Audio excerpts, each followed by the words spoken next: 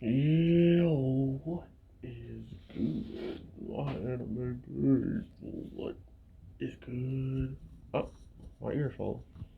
So, this week's episode, um, I think this was pretty cool. The problem with this week's episode was finally getting into the dark sides of the elves, especially seeing how, even in death, of seeing the head chief somehow, some way, he is alive. Like he is completely fine. And I thought it was weird because I could have sworn we saw literally someone carrying his head.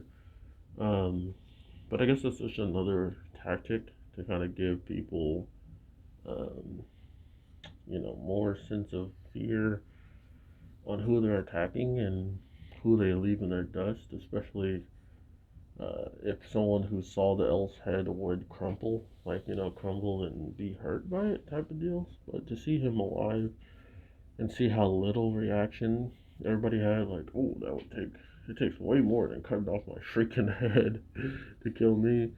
Almost making it sound like he also has some type of immortal ability or has clones of himself. Like, what the heck? How do you get your head cut off and live, bro?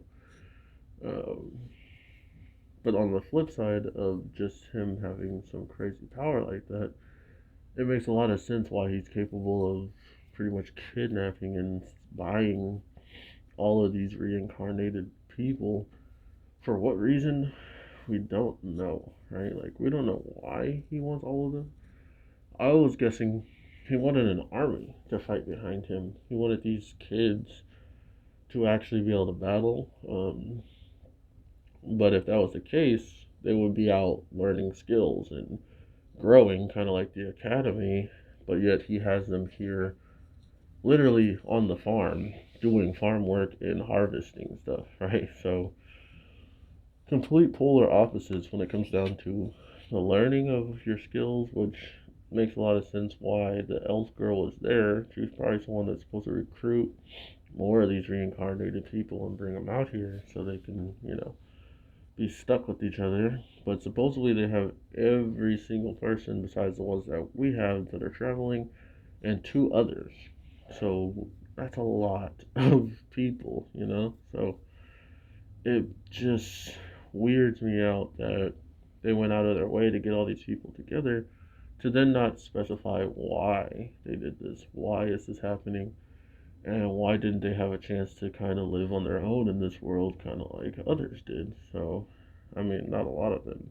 I mean, yeah, actually they did, because some of them were in families and they were sold off by their families. So, it's kind of, how did they know those were reincarnated people is kind of the question on that. Like, what is an indicator of it since a young age or stuff like that?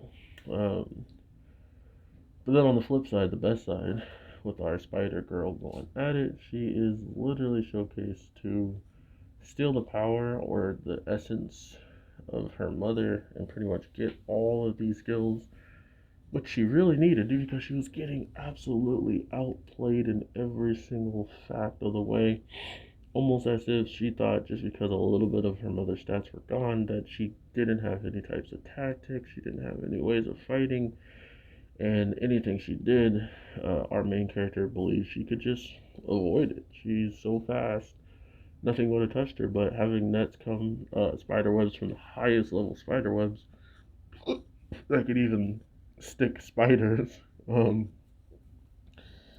that was a super smart play on her. Especially seeing how she didn't even have supposedly like her essence inside of her or whatever for the mom. So I'm trying to see what my time is. 4 minutes, Jesus. But regardless, I hope we see more of the body because supposedly the demon lord took part of her mind, which was that the mind that controlled the body. So hopefully we see them because I love all the minds, but if one passed away, that's really sad, and hopefully they can get it back. If not, RIP to the body. And I hope y'all are having an amazing day, night, evening, whatever the case may be. I'm your boy, the Anime G, and I'll talk to you in the next one. Peace.